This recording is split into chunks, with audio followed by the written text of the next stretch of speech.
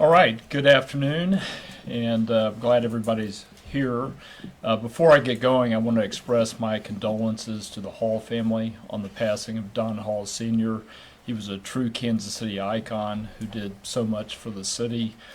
He leaves a tremendous legacy and will be greatly missed. For the Chiefs, it's been a great start to the season. Obviously, we're excited to be coming out of the bye week at 5-0. We've certainly experienced some adversity with the injuries that we've had, and want to compliment the guys who've come in and stepped up in those positions. I think it's a real credit to both Andy Reid and Brett Veach with the job that they've done of taking the next man up and putting him in a position to succeed. With that, I'm happy to open it up to questions. Clark, I asked Andy this when Kareem first came back, but I wanted to get your thoughts on it as well. When, as you recall, when that video came out a few years ago, the Chiefs moved quickly to release him. How do you reconcile that with bringing him back now? Yeah, well, going back 6 years ago, we were obviously very disappointed by the actions that we saw in that video and how he handled it afterwards. As we talked about it as an organization here a few weeks ago, both Brett and Andy expressed to me that they felt confident that he had matured from that he had learned from the mistake, gotten the help that he had needed, and as a result, we felt comfortable in bringing him back. Have you talked to him yet? When he was up here with us, he hadn't spoken to you yet. Have you spoken with him? I have. That conversation? I have. He expressed to me his gratitude for being back here. Yeah, he knows it's a really good fit for him from a career standpoint, knows that he left here under some difficult circumstances and is very glad to be back and getting to play for our great fans. Quick question, as it relates to Tom Brady and his ownership that you all approved of. I know most of the finance, you all approved it unanimously. I imagine they did it so yesterday. Was there ever any thought process to making sure, I mean, I know the NFL put restrictions on his broadcasting, but having to choose between one or the other, because it seems like it's going to help what he does for Fox, but it also seems somewhat unfair as a literally an owner in the NFL calling games, and especially division opponents and stuff. Well, we certainly talked about the subject of him being an owner as well as a broadcaster, and the commissioner, after consulting with many owners, decided that the right step to take was to limit his participation in the production meetings, and that was enough to get everybody comfortable with the dual roles. So it did pass unanimously everybody yesterday, so I think everybody felt very comfortable with that. Is there another quarterback you could envision one day being an owner in this league?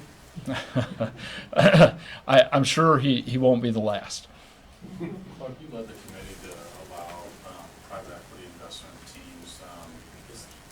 My understanding is that's not a route you guys are pursuing. Just wondered why is it not, particularly as you outline stadium investment potentially being one of the benefits of that? Yeah, well, every organization and the families who are involved are going to make their own decisions, and there are a lot of things that play into a decision to sell a stake in the team, whether you're selling it to private equity or selling it to another individual. And we've talked about it as a family, and everybody is very excited about the Chiefs and what we're doing on the field and the opportunities that we have in front of us, and we just don't feel it's the right time to sell a stake in the team.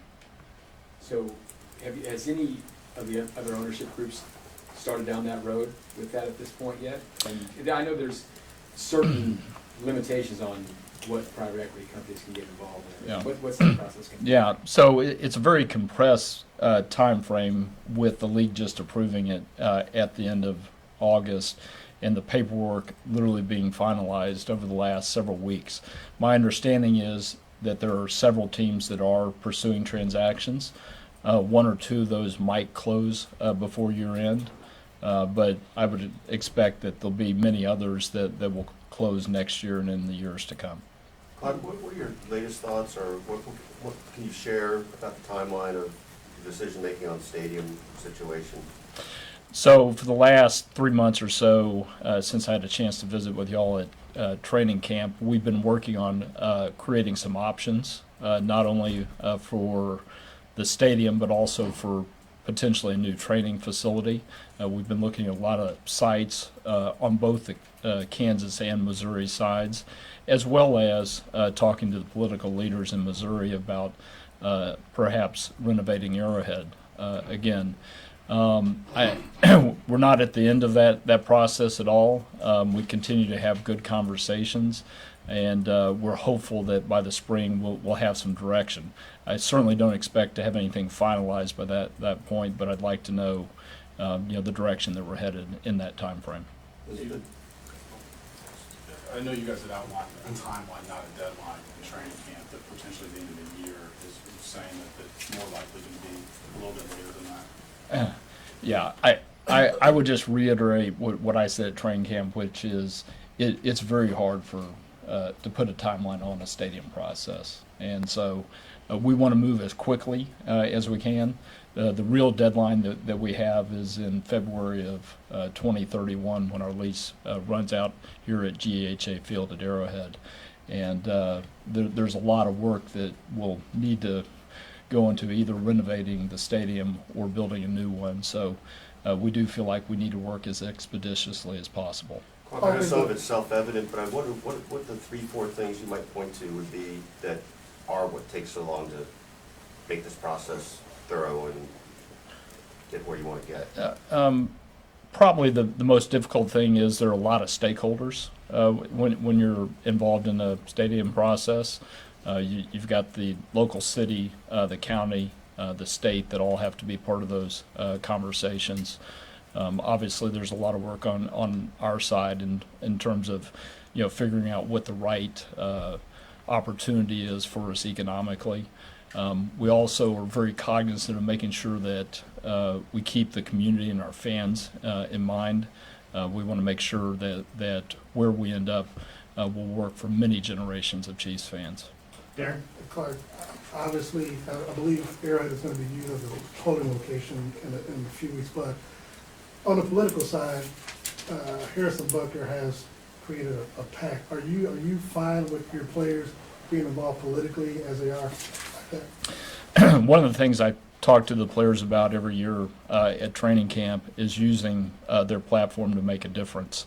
Obviously, we have players on both sides of the political spectrum, on both sides of whichever controversial issue you want to bring up. And so I'm not at all concerned when our players use their platform to try to make a difference for what they believe in. Clark, back to the stadium, the state of Kansas, they did the work with the Star Bonds, and that deadline is going to be July 1 or whatever. What do you need to have happen in the state of Missouri through all the levels, city, county, whatever? There's not going to be anything on the ballot this November. To anticipate, I guess, that if something gets done in Missouri, it won't be a ballot issue at this point. It's going to have to be another vehicle to get that done. I think there are a lot of avenues that we could pursue with Missouri on financing for a renovation of GHA Field at Arrowhead. The effort that failed earlier this year had a couple of stakeholders, with the state being part of it, as well as the county. And the city historically has also had a small involvement with the stadium. So I would anticipate that it would be a combination of all three of those. Certainly something that has slowed us down a little bit is the election coming up here in 3 weeks. We're going to have a change in the governor of the state. And so once we get past that, we think that'll really open up the opportunity for us to have more constructive conversations. From the outside looking in, it looks, I know there's complicated parts to this, it looks like Kansas did a whole bunch of work for this, and it looks easier to maybe go do that. Is it not easier just to take that? Is it worth something more, work harder on this side of the Yeah. state line? Well, we're not looking for what's easiest. We're looking for the right opportunity. And we're grateful for the work that was done on the Kansas side that opens that up as an opportunity. We'll ask to Yeah. Nick and then Nate. Go Nick. Clark, for you, from talking to Andy in that airport in Philadelphia 11 years ago to where you are now, do you feel like you guys have been able to build everything that you envisioned culture-wise when you were talking to them? Yeah, I mean, I think there's an argument that we've maybe exceeded my expectations. Certainly, I envisioned building a team that could consistently compete for championships, and obviously Andy and Brett and their coaching staff and football operations team have done an unbelievable job of that.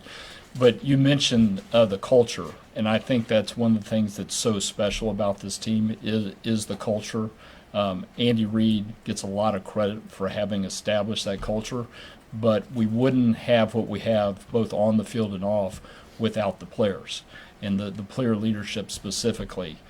Patrick, Travis, Chris Jones, those veteran players do a tremendous job of helping perpetuate the culture that Andy established when he came here 11 plus years ago. Nate?